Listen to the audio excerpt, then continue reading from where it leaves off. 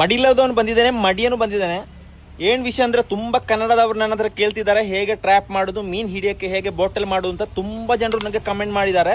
ನಾವು ಹೇಗೆ ಮೀನ್ ಹಿಡಿಯಕ್ಕೆ ಬಾಟಲ್ ಮಾಡೋದು ಅಂತ ತೋರಿಸ್ಕೊಡ್ತೀನಿ. ಕನ್ನಡದವರಿಗೆ ಮಾತ್ರ ಇರುವ ವಿಡಿಯೋ. ಓಕೆ, ಮೊದಲು ಬಾಟಲ್ ನ ಬ್ಯಾಕ್ ಸೈಡ್ ಇಂದ ಈ ತರ ಕಟ್ ಮಾಡಬೇಕು. ಇದೊಂದು ನ್ಯೂ ಸ್ಟೈಲ್ ಮಾಡುದು. ನಂತರದ ಈಗ ಇದರ ಒಳಗೆ ಹಾಕಿ ನೂಲನ್ನು ಹಾಕಿ ಕೊಡುದು.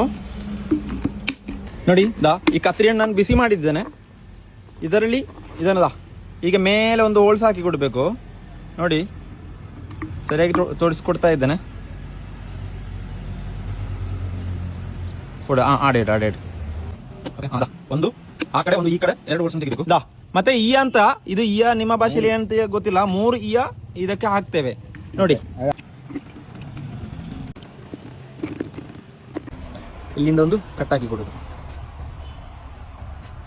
ನೋಡ್ಕೊಳ್ಳಿ, ಸರಿಯಾಗಿ ನೋಡ್ಕೊಳ್ಳಿ ವೀಕ್ಷಕರೇ. ಬಾಟಲ್ ರೆಡಿ ಆಗಿದೆ.